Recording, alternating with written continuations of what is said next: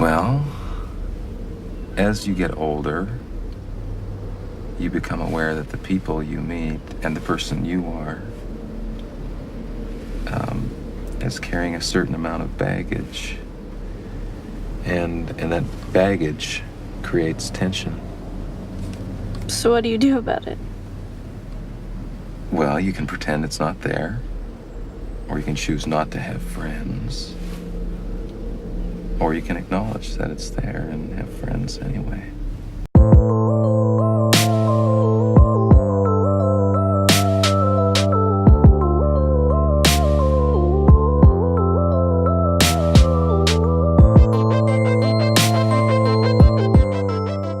Exotica is written and directed by Adam Egoyen. I think that's how you pronounce his last name. I've never heard that last name before, but I think that's how you do it.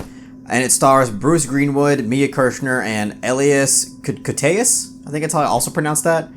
So Exotica is the last patron poll winner.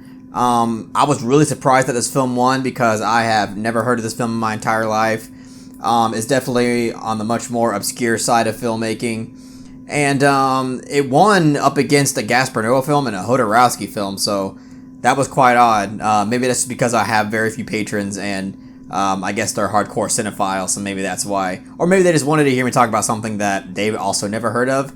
Either way, I do have to give a huge shout out to Chris B. Chris B is one of my subscribers and one of my patrons, and he's been requesting this film for quite some time. He has not given up on it, and he's made sure to let it be known. And through many different comments, and I finally said, you know what, this guy deserves to have his spot in the patron poll, and it actually won. I really didn't expect it to win, but it did.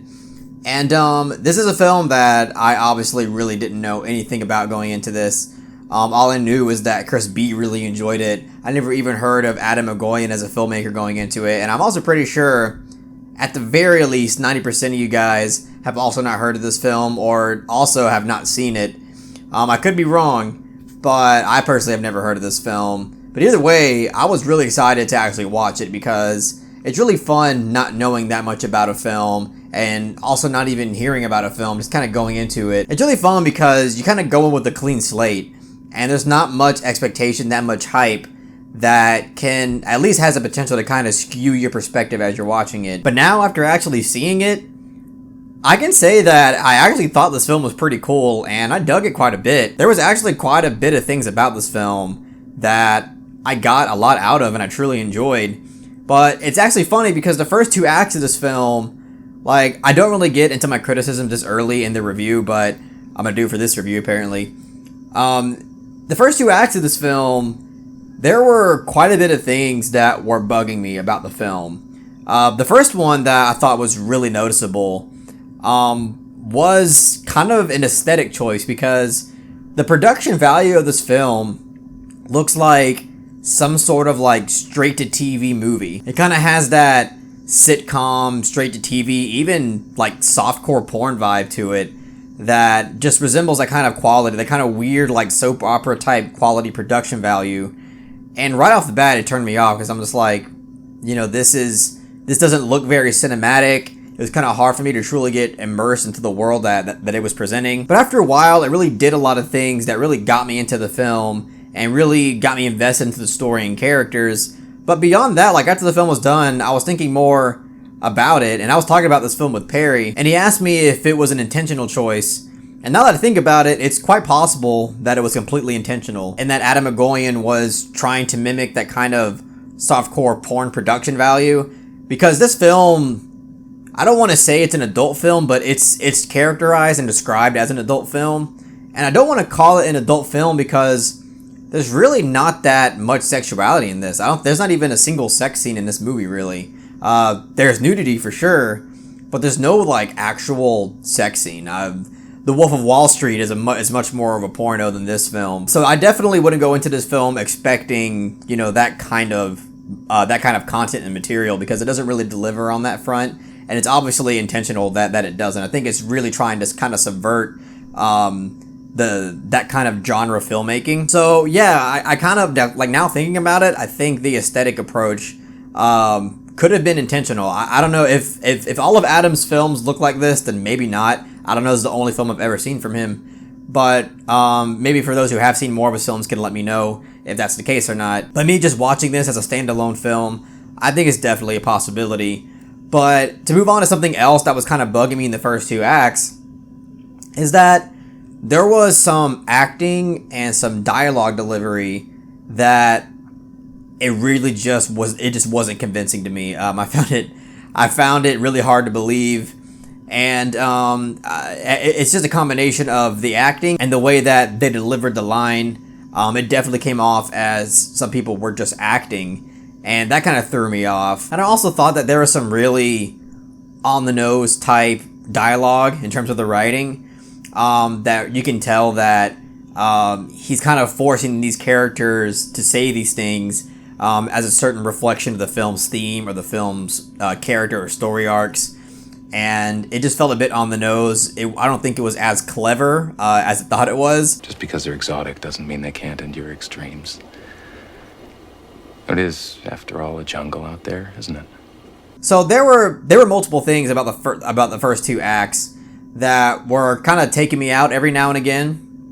But let me tell you this. The third act of this film was excellent. Like, it was honestly a phenomenal third act that really makes you rethink everything that you were perceiving in the first two acts, because yeah, there were issues with it, but it's one of those films that if you hang with it, a lot of things start really coming together. By the end of this film, the conclusion really ties everything in a way that, you know, isn't spoon-fed, but in a way that just makes a lot of sense. And the suspense and the build-up and the mystery that leads up to everything up in the third act reveal just feels really delicate. It feels incredibly well-paced, incredibly well-structured. And I gotta say, like, this is honestly one of the best third acts I've seen in filmmaking in a long time, because it really makes you see the film in a different way, and it adds just an entire new layer to the film. And I definitely would say that if you're watching this film and in the first two acts you're not really into it, I would say just hang in there, because I think the third act really delivers in a lot of different ways in terms of the character arcs, in terms of the story, even some of the visual and aesthetic choices I think are elevated more in the third act. And yeah, so the third act of this film I thought was absolutely excellent.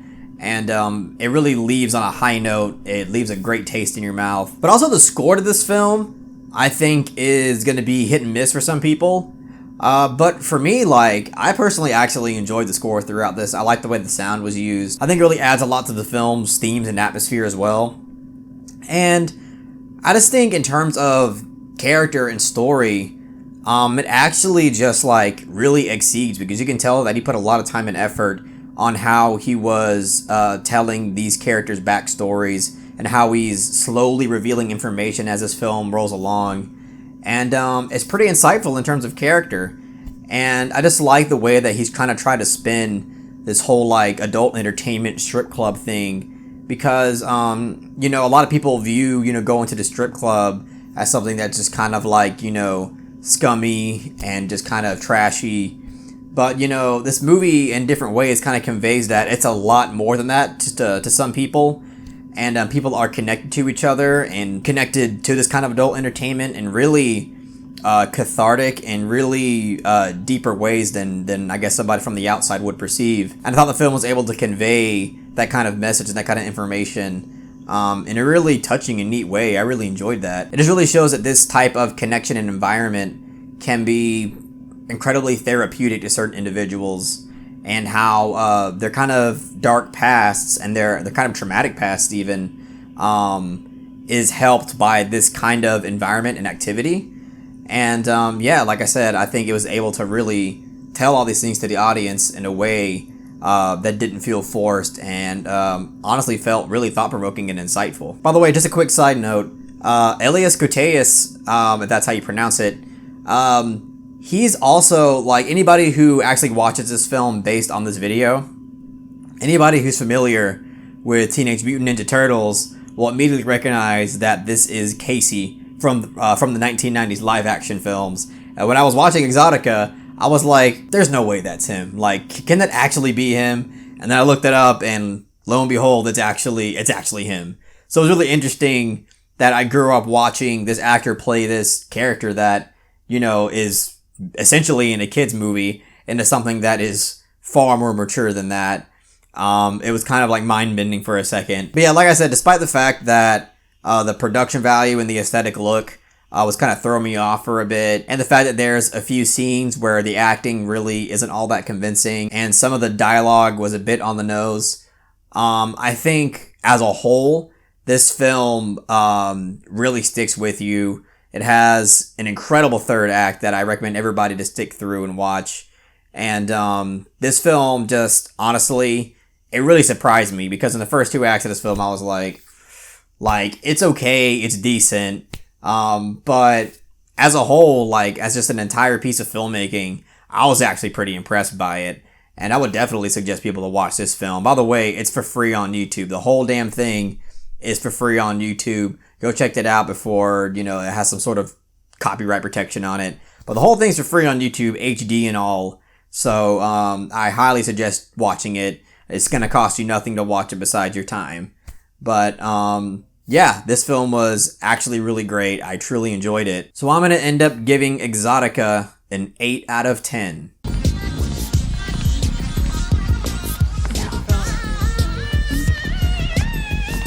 Yeah, this film really blew me away in the third act, and it made me appreciate the film more as a whole.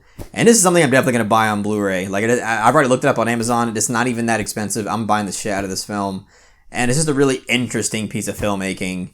And yeah, like I said, free on YouTube. Please go watch it and come back to me on your thoughts. Well, that's all I got to say about Exotica. I made a post earlier on the channel saying that I'm going to start watching a bunch of horror films that I haven't seen. They're either foreign or obscure, or there's actually some famous ones that I just haven't got to see yet, because I want to put together a favorite horror films list, because I have one now, but honestly, I want to give y'all a proper list where I've truly experienced the horror genre in every respect that I possibly can. So, if you have any requests for horror films that you think that I haven't seen yet, please let it be known in the comment section. If you want a reference point, I put up a list on that post of films that I've already haven't seen that are obscure, so try to stray away from that list that I've already posted. But definitely let it be known in the comment section. I'm going to be putting up all those films in patron polls every week, so if you'd like to vote and have some voting power and have a voice on this channel, please just become a $1 patron, and you'll have some exclusive voting power on what I actually watch and review. That would have been so much to me, just to get $1 of your hard-earned dollars. And I highly thank all the patrons I have now. It's not that many, but all you guys, I love you. I'm gonna give you all a shout out. Hussein Akkomin, I probably horribly pronounced that. I don't even know what language that is. Virginia, Hunter Christian, Tom Daniel Williams, Christian Brandt, who's Chris B, who I was telling you about, huge shout out already. Kevin Mosley, Jesus Perez, and Alfredo Diaz. So thank you to everybody who has been supporting my channel so far. I hope to get a lot more of you guys. And yeah, that's all I got to say. If you haven't checked out my short film, Mercy, please check it out. A lot of y'all have already checked it out, but who knows? There are probably a few people out there who still haven't. I highly suggest checking it out. Your feedback means a lot to me, so I would highly appreciate your feedback on that short film. And that's all I got to say. So if you really enjoyed what I had to say about Exotica, please give this video a thumbs up and share it amongst your friends. And do not forget to subscribe to this channel to be updated on more film-related content.